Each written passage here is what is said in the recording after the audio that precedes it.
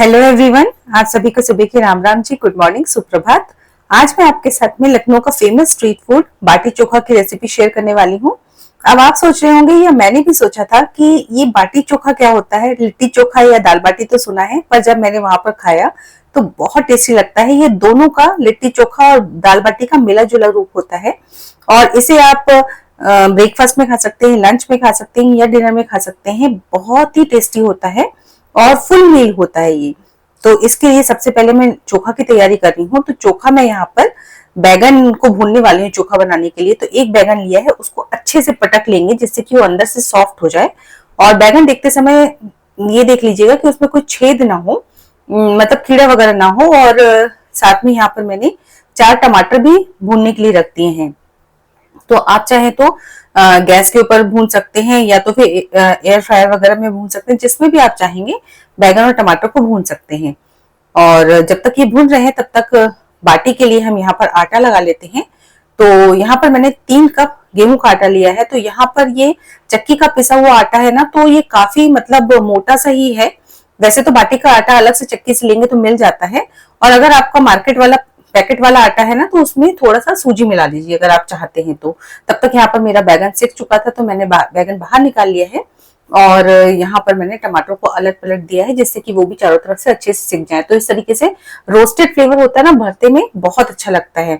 अब आटे में मैंने नमक मिला दिया, 1/4 चम्मच मीठा सोडा मिला देंगे जिससे कि बहुत अच्छे से बाटियां फूली फूली बने और सॉफ्ट बने। साथ में लगभग 3 टेबलस्पून मैंने यहाँ पर मेल्टेड घी मिलाया है। मेल्टेड तो नहीं है, सेमी मेल्टेड है बोलना चाहिए।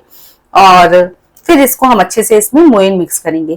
तो आप चाहे तो ना घर की फ्रेश मलाई भी मिला सकते हैं, घी ना मिलाना चाहते हैं ना तो फ्रेश मलाई भी मिला सकते हैं, उससे और अच्छी बाटियां बनती हैं। और उसके बाद मैं यहाँ पर ना अजवाइन मिलाना भूल गई थी, तो यहाँ पर मैंने आधा चम्मच अजवाइन मिला दी है। तो अजवाइन मिलाइएगा जरूर, जिससे कि बाटियां बहुत डाइजेस्टिव बनती हैं और टेस्ट भी बहुत अच्छा आता है। साथ में अब थोड़ा थोड़ा पानी मिलाते हुए इसका एक मतलब थोड़ा सा रोटी से ज्यादा सख्त और पराठे से थोड़ा कम, मतलब सेमी सॉफ्ट सा आटा लगा लेंगे। तो यहाँ पर ये देखिए आटा मैंने लगा लिया है। तो बहुत ज्यादा इसको गूंथने की जरूरत नहीं पड़ती है, थोड़ा सा हल्का सा टूटा टूटा से भी आटा रहेगा तो भी चल जाएगा। तो देखिए इतना सख्त यहाँ पर आटा लगाना है, रोटी से थोड़ा सा ज्यादा सख्त होना चाहिए। इसको ढक के एक तरफ रेस्ट करने के लिए रखेंगे। और लगभग 1.5 कप पानी मेरे को लग गया है यहाँ पर इसको गूंथने में। अब यहाँ पर मैंने एक चॉपर लिया है, इसमें 3 से 4 कलियां लहसुन की डाली, साथ में आधा इंच अदरक डालेंगे। और यहाँ पर ये लाल मिर्च जो अभी आ रही है मार्केट में, काफी आ रही है, फ्रेश लाल मिर्च ही है ये, इनको डाल देंगे। ये थोड़ी कम तीखी होती है। तो 3 से 4 लाल मिर्च डाली है और 1 हरी मिर्च मैंने डाल दी है। और इसको ना हम बिल्कुल बढ़िया से बारीक चॉप कर लेंगे। साथ ही साथ में यहाँ पर 2 प्याज लिए हैं मैंने, प्याज को भी हम बारीक चॉप कर लेंगे। तो पहले ना सारी तैयारियां एक साथ कर लेंगे, फिर इकट्ठे हम बनाते चले जाएंगे। तो यहाँ पर मैंने प्याज कट कर लिया है। साथ में यहाँ पर ये धनिया पत्ती ली है। धनिया पत्ती को अच्छे से मैंने साफ कर लिया था, धो लिया है, और धो के बारीक बारीक कट कर लेंगे। तो धनिया पत्ती भी भरते में थोड़ी सी ज्यादा लगती है, जिससे कि बहुत अच्छा टेस्ट आता है। तो ये हमारी कटिंग चॉपिंग हो चुकी है।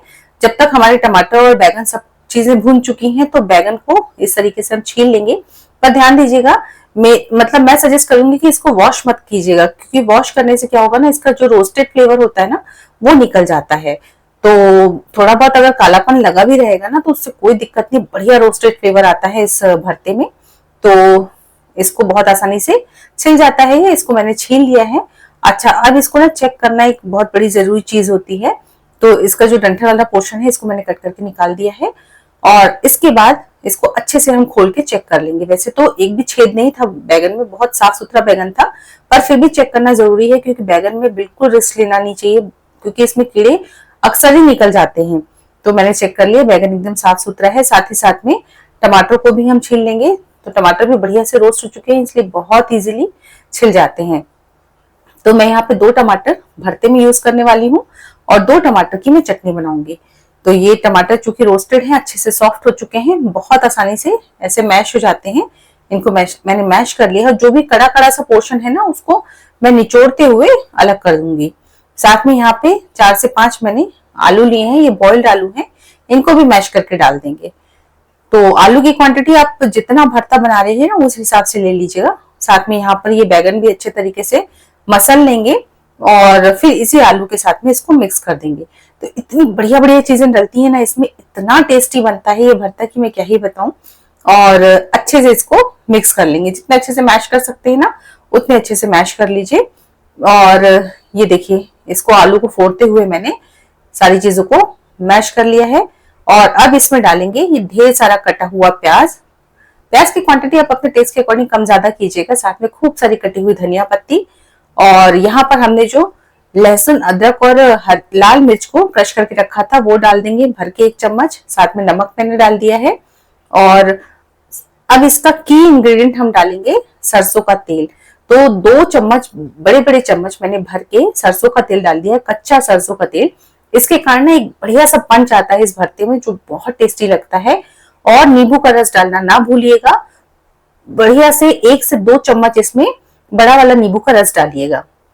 बस सारी चीजों को मिक्स करेंगे और ये हमारा शानदार सा चटपटा तीखा बहुत ही बढ़िया सा भरता बनकर तैयार हो चुका है। इसके कारण ही इस डिश में ना बहुत अच्छा टेस्ट आता है। तो ये भरता हमारा बन चुका है। अब तब तक हम क्या करते हैं, एक और तैयारी कर लेते हैं। यहाँ पर मैंने ये लिया है गैस तंदूर। गैस तंदूर को हम प्री हीट करने के लिए गैस के ऊपर रख देंगे। तो इसको हाई फ्लेम पर या मीडियम टू हाई फ्लेम पर लगभग 5 मिनट तक हम प्री हीट कर लेंगे, जिससे कि ये बहुत अच्छे से इसमें बाटियां सिक सकती हैं। और तब तक यहाँ पर आटा भी हमारा बढ़िया से सेट हो चुका है। तो इसकी ना हम बाटियां बना लेंगे। तो जो लिट्टी चोखा होता है ना उसमें बाटी के अंदर सत्तू की फिलिंग होती है, पर जो लखनऊ में जो बाटी चोखा मिलता है ना वो जनरली क्या होता है, प्लेन बाटी होती है। जो दाल बाटी वाली बाटी होती है ना वो प्लेन बाटी बनती है। इसलिए मैंने कहा था कि लिट्टी चोखा और दाल बाटी का मिश्रित रूप है, मिला जुला रूप है। तो बाटी यहाँ पर मैंने प्लेन बनाई है। अगर आप लिट्टी चोखा बनाना चाहते हैं तो सारी प्रोसेस सेम है, बस इसमें अंदर सत्तू की फिलिंग भरनी है। और लिट्टी चोखा की रेसिपी मैंने अपने चैनल में शेयर की है दोस्तों, उसको जरूर जाके देखिएगा, बहुत बढ़िया बनता है घर पे लिट्टी चोखा। और बस तब तक हमारा यहाँ पर ये प्रीहीट हो चुका है। हमने यहाँ पर सारी बाटियों को रख देना है। तो इस तरीके से बाटियों में अगर क्रैक भी होगा ना तो रहने दीजिएगा, उससे बहुत अच्छी बाटियां बनती हैं। और मैंने थोड़ी सी फ्लैट बाटियां बनाई है, चपटी चपटी सी। हालांकि सीखने के बाद वो थोड़ी सी फूल जाएंगी। और तब तक चलिए फटाफट से हम एक बढ़िया से चटनी बनाते हैं। तो दोनों टमाटर मैंने इसमें डाल दिए हैं, जो 2 बचे रोस्टेड टमाटर थे।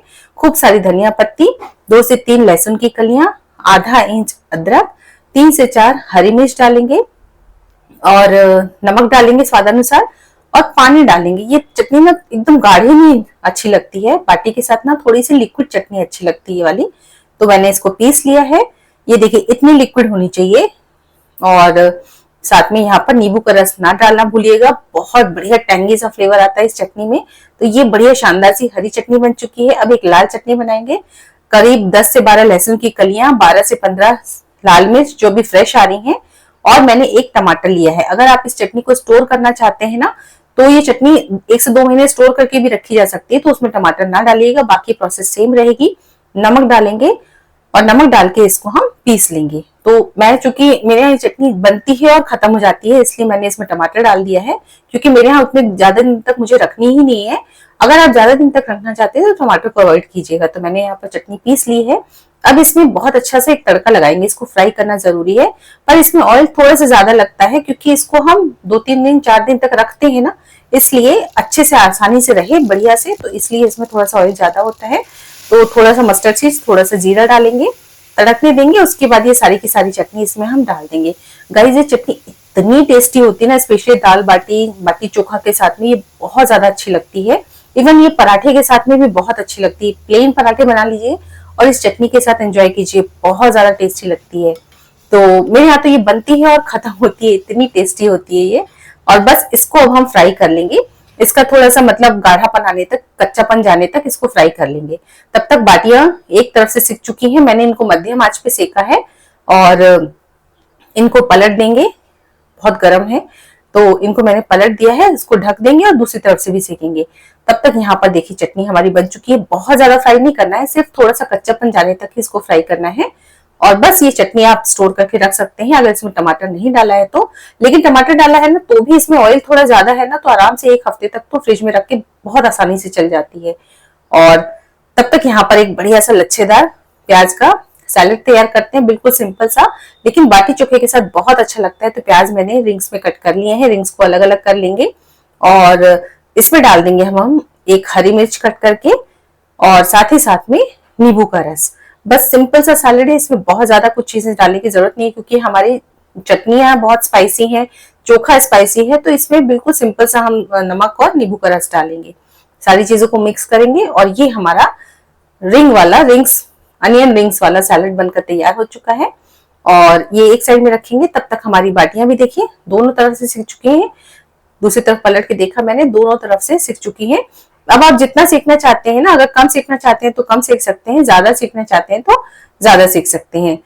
यहाँ पर मैंने घी लिया है। अब ये बिल्कुल ऑप्शनल प्रोसेस है कि अगर आप इसको घी में डिप करना चाहते हैं तो आप डिप कर सकते हैं, वरना बाटियों में हमने अंदर घी डाला है, वैसे भी खा सकते हैं। अगर हेल्थ कॉन्शियस है तो आप इसमें डिप ना करें, पर मुझे तो शो करना है इसलिए मैं यहाँ पर डिप करके आपको दिखा रही हूँ। और बच्चों को दीजिए, आप डिप करके बेझिझक दे सकते हैं। और चलिए फटाफट से प्लेटिंग करते हैं। शानदार हमने चोखा सर्व किया है। सबसे पहले हरी चटनी, देख के ही मुंह में पानी आ जाए ऐसी थाली लगती है ये, और साथ में लाल चटनी बहुत टेस्टी लगती है, और अनियन सैलेड, और गर्मा गर्म घी में डूबी हुई बाटियां। तो बहुत ज्यादा लजीज थाली बनती है दोस्तों ये, और ये स्ट्रीट फूड है और आप घर पे इसको लंच डिनर में एंजॉय कर सकते हैं। तो रेसिपी अच्छी लगी हो तो लाइक जरूर से कीजिएगा। साथ में अगर आपको मेरी रेसिपीज पसंद आ रही हैं तो चैनल को सब्सक्राइब भी जरूर से कर लीजिएगा। और अगर वाकई में मेरी रेसिपी अच्छी लगी है या लगती है तो एक कमेंट करना बिल्कुल ना भूलिएगा, जिससे मुझे बहुत प्रोत्साहन मिलता है। और चलिए अब मेरा फेवरेट काम, मैं इसको टेस्ट करके बताती हूँ। तो मैं तो टेस्ट करके बता रही हूँ कि गाइस ये बहुत टेस्टी रेसिपी है, बहुत टेस्टी डिश है, पर आप इसे जरूर घर पे ट्राई कीजिएगा। आपको भी उम्मीद करती हूँ बहुत पसंद आएगी। तो बताइए किस किस के मुंह में पानी आया इस रेसिपी को देख के। बहुत लजीज रेसिपी है गाइस, इसको जरूर एक बार ट्राई कीजिएगा, मैं सजेस्ट कर रही हूँ आपको। तो रेसिपी अच्छी लगी हो तो लाइक जरूर कीजिएगा। फिर मिलती हूँ मेरी अगली और नई रेसिपी के साथ। तब तक के लिए take care and bye bye.